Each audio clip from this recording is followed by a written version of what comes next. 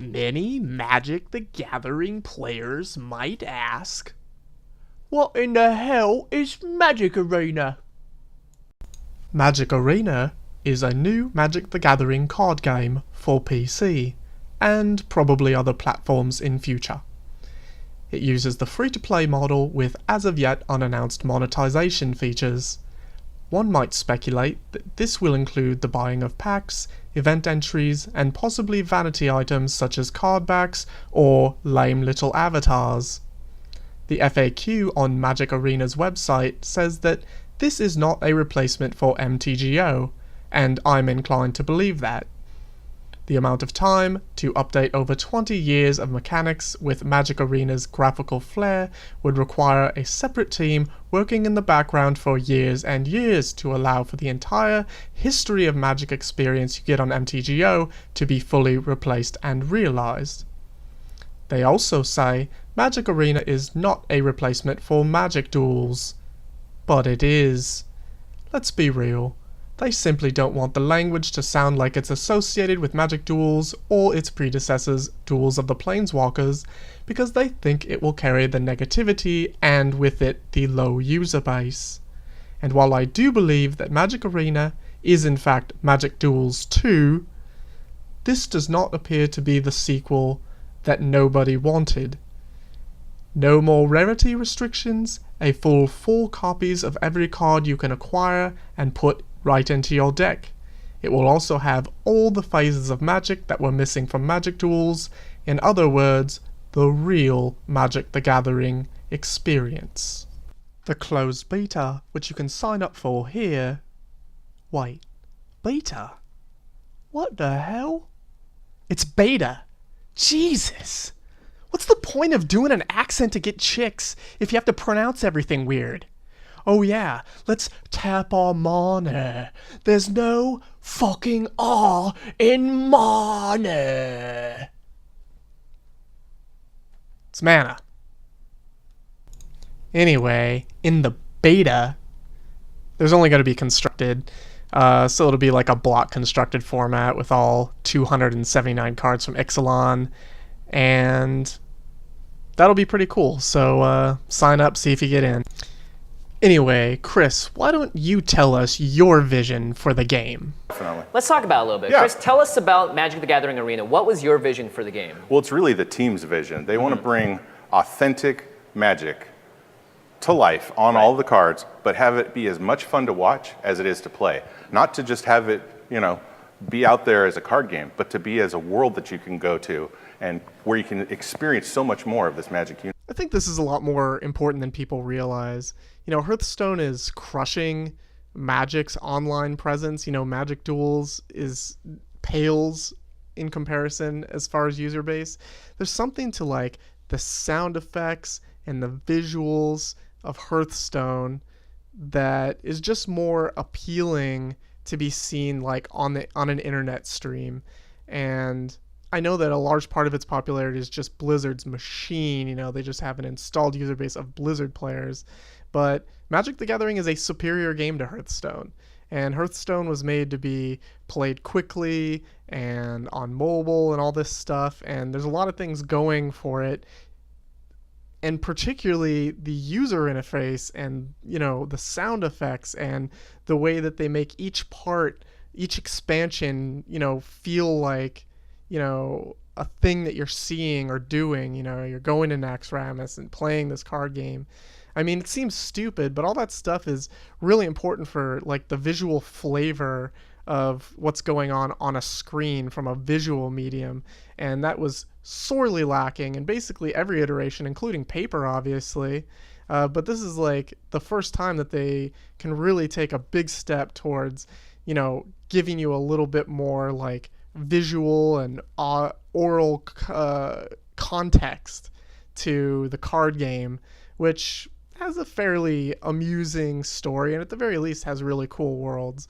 So I do think that this is important for the growth of the online Magic the Gathering community.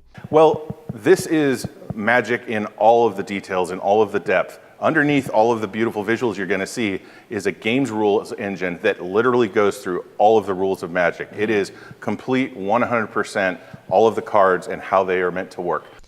See, now this right here is the obvious tricky part of all of it, because Magic is so much more of a more complex game than Hearthstone, and it's important to always compare this to Hearthstone, A, because it's the top dog, and B, because they're clearly taking a lot of their cues with Magic Arena from Hearthstone, and Hearthstone is a much more simple game.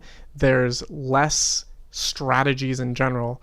That game is kind of like a tempo combo game, and in many cases it's tempo and combo in the same deck.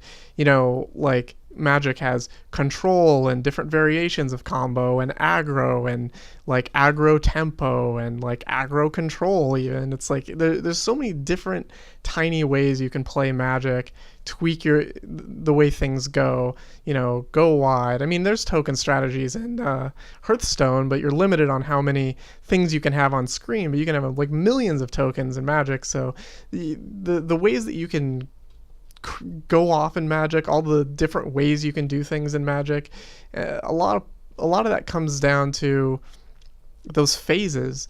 You know, a lot of the fun minutia is being able to hold up on a phase and do things on a phase. And in Magic duels, you just couldn't do it sometimes. Elder Deep Fiend was a card that a lot of people wanted to cast in somebody's upkeep, but it basically just skipped the upkeep phase to shortcut it, to make it easier and faster for newer players to understand.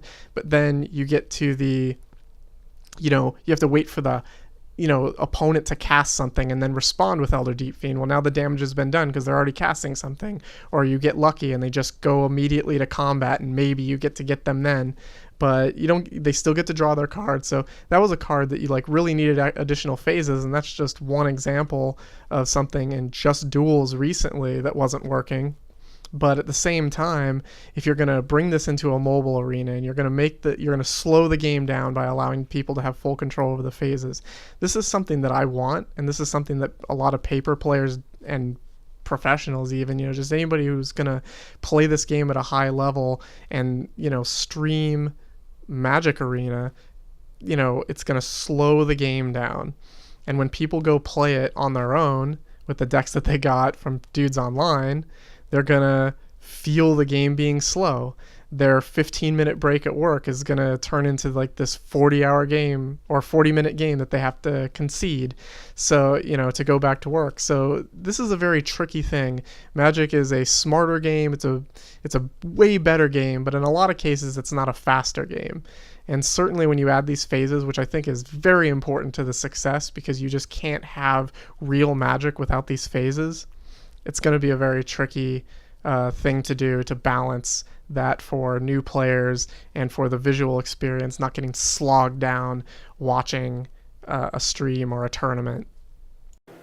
All right, so I'll be playing Red Green Dinosaurs, and to Magic players out there, you know that Red Green is a very grueling deck to play. Brutal, forced, not LSV. Moving on. All right, let's start with this. Oh god. This Not guy's like pretty this? good. Wow, that was awesome. Wow, so that Well, that was awesome. It really wasn't that awesome, but I mean, it's kind of cool, man. Like just having a little effect on there. There's some other effects with like Walk the Plank, where, you know, the card would like, you know, black oil would go everywhere. You know, whatever the heck it all means. I don't know. Just some visual flair, some sound effects to make it a little bit more like Hearthstone. Thing is, once again, Hearthstone is great except for the game. Magic's got the game, but none of the Hearthstone. Get rid of the flyer. So Maz is ordering his blockers now, and it looks like he put the flyer first. Smartly so. Smashing creatures and planeswalkers in face with the cards themselves. The thing I always want to do when I lose. And here you are. It's just like Hearthstone. Yes! You know, what formats will be supported on MTG Arena? Right. Well, with the closed beta, we're going to have constructed, and we're also going to have a ranked ladder to climb. Then we're going to add draft and sealed, and then we're going to really see what else there is to add as we continue to go forward, maybe even some digital-only formats. What was that? What was that, Chris? Then we're going to add draft and sealed. draft and sealed is very important. Thing is, it's like when it comes to playing paper, you can play constructed against your play group, against your best friend all day long. You just get your decks together, or you get your proxy stacks of decks together, and you just jam games. But it's very, very difficult to practice sealed and draft. So you almost have to go online to practice sealed and draft. And, constructed, some people find it more fun. Some people only play limited. I actually play more limited than I play constructed, so playing limited formats, it's just what's fun to me. And the other thing that's really cool about limited formats is when we're talking about the visual makeup of a plane, people get all excited about really busted constructed cards and all that stuff, and those really busted constructed cards are often really busted in limited. But limited, there's just something about using all the cards. There's tribes and mechanics. You get a really good visual and gameplay representation of what that plane's all about. Adventure, treasures, dinosaur hunting, zombie resurrection. It's whatever it is, and having that visually represented in the game with, sound effects and all that kind of thing, it's going to really shine in limited, where you get to see, a greater portion of the cards from a set, rather than, a standard, here's some Ixalan cards, here's some Amonkhet cards, etc. So just from a visual standpoint, that's going to be better for the game. But then I just like playing limited. I don't care if sealed has a lot of luck to it. You can actually improve your sealed performance a lot if you play a lot. You just got to learn, learning card evaluation and draft. All that stuff is just an extra fun skill, and it was sorely missing from Magic Duels. Even when they had the Duels of the Planeswalker sealed mode, even that wasn't really it, because you just had your set sealed, and you just always had the set sealed. You didn't get to just keep doing a new one, making it fresh over and over again, and it's always exciting relearning a limited format. So to have this in the very beginning is super important to the success of this game, because limited is a big part of the flavor of Magic. Constructed is an affront to the flavor of Magic. So if you're trying to bring people into a plane, trying to give them all this story context, limited is the way that's represented in gameplay. And constructed is not. Constructed actually breaks immersion, because you have several planes working together to beat your opponent, and it's all fun because Magic's a fun game. But in terms of a package, when Wizards is selling a set, they're actually selling a limited package.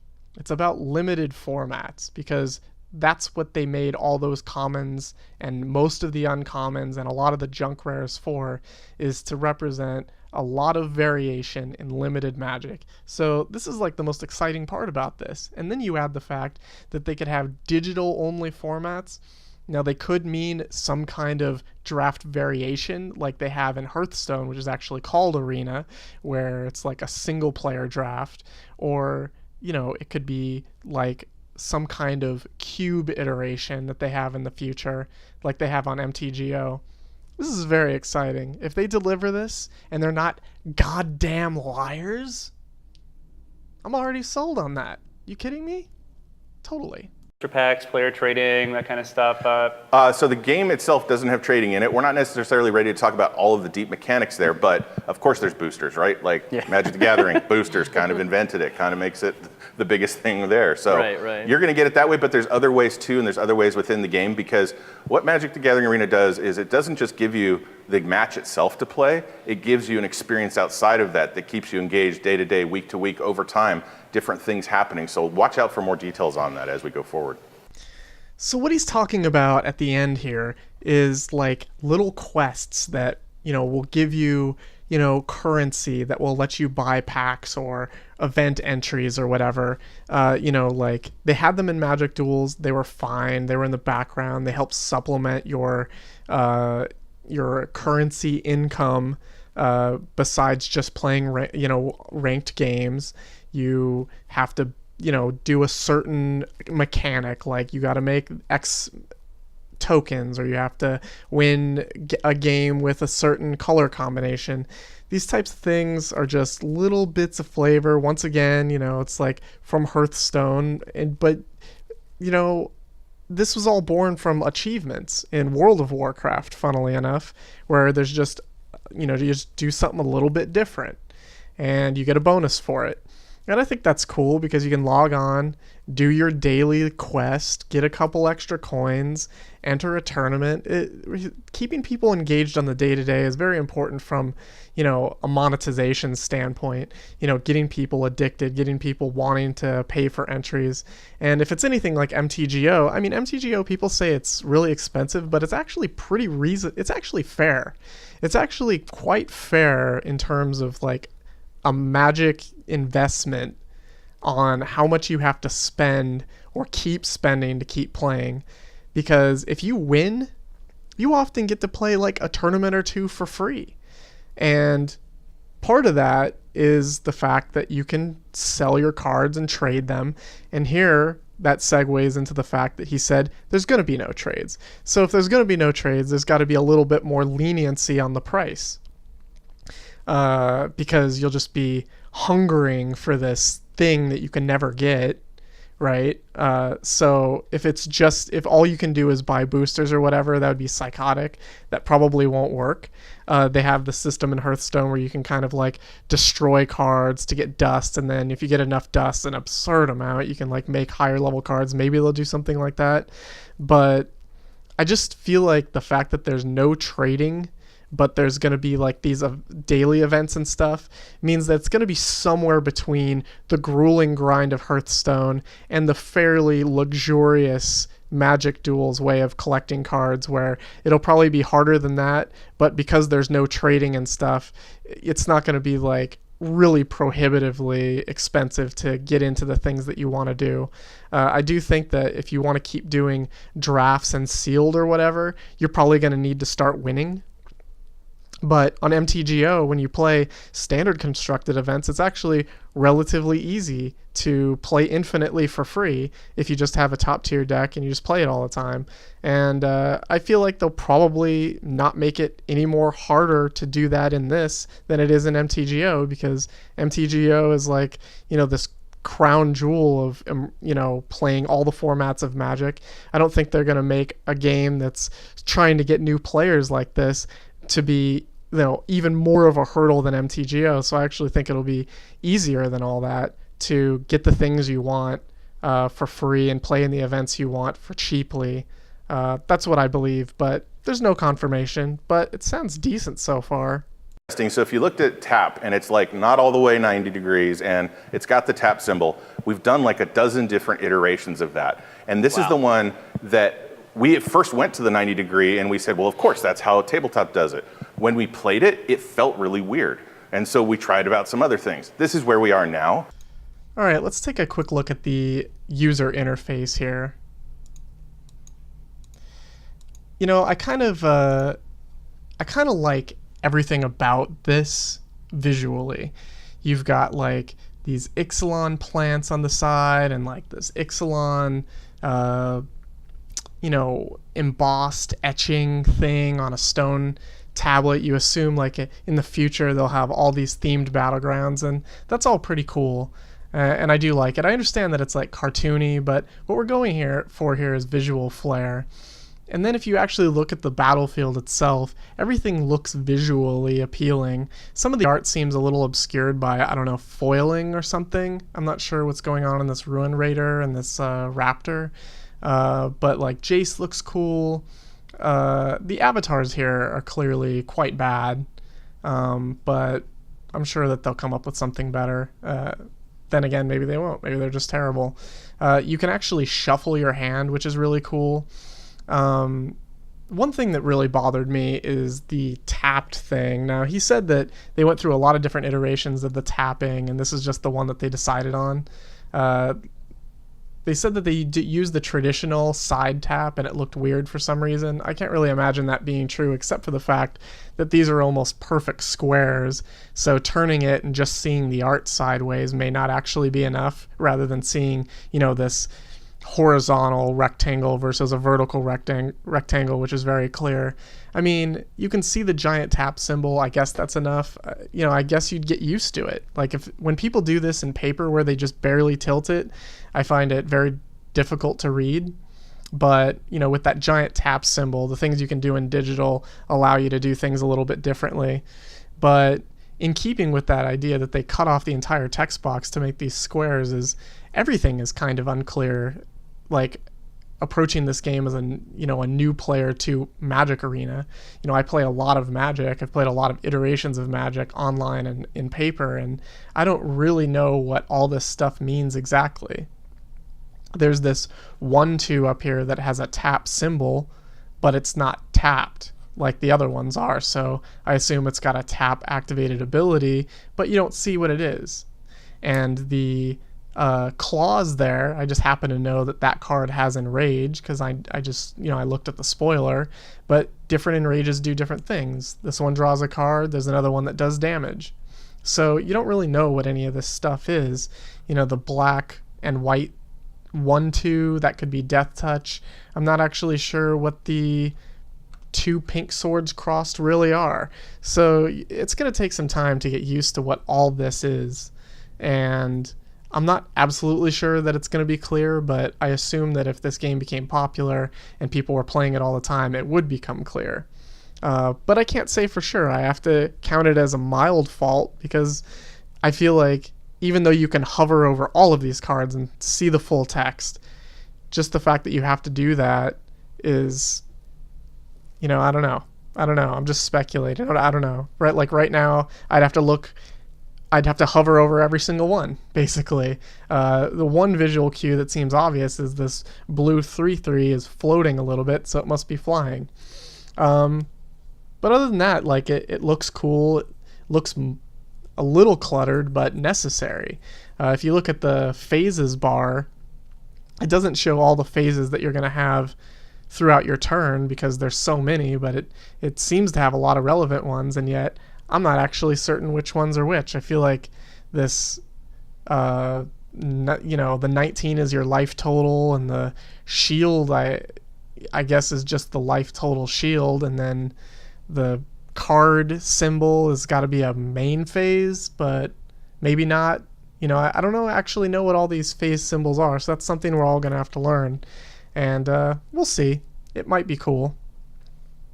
So this Planeswalker, when you click on it, it kind of gives you like the options sort of the way it does in Hearthstone, of course. So it kind of just brings up these 2 options and you get to choose. I assume that if it had enough loyalty to do the ultimate, there'd be 3 choices here. But you click on the Planeswalker, it tells you what you can do, +1, -2, etc. I actually think it would be decent to have a indicator in this pop-up of how much loyalty there is, because if you actually look at the screenshot, and I know it's a little grainy because it's from a stream, but it looks kind of faded out, like the actual Planeswalker down there in the right hand corner. Like you can't really clearly see the loyalty that he has currently, so maybe adding the current loyalty somewhere to this pop-up interface might work a little bit better. And so there it is. I would give this reveal about an 8 out of 10. There was a lot of really exciting things. I have some questions about the interface, but I have a lot of positive things to feel about the way it's being presented. I like its lofty goals. I like that it's adding limited. This feels really positive. It's not a total home run because we didn't get the monetization process. They talked a lot about, oh, well, we want player feedback. Well, my feedback is, can we just get it for free? Just do it for free, 10 out of 10 then. This was pretty positive. Anybody that feels negatively about this or is going to nitpick the cartooniness, that's short-sighted and selfish. They're clearly going for something that's going to appeal to more people. It's going to be more visually pleasing on stream. And all I care is that I get to play Magic against more people online. And this looks like it could be a very rewarding way to do that. So I would suggest going over to playmagicarena.com and sign up and see if you can get into this beta and maybe play against one of these dudes from IGN that was previewing the game on their website. IGN's turn. Draws a card. It is a commune with dinosaurs. He can get a land or a dinosaur creature after looking at the top 5 cards of his library, but it really looks here like Verdant Sun's Avatar might be the play. 7 mana, 5/5, gain life equal to that creature's toughness. That is a 5-point life gain, goes from 8 to 13. Still considering, ooh, he wants to add 7 total mana with the Cradle of the Sun to his mana pool. Commune with dinosaurs comes.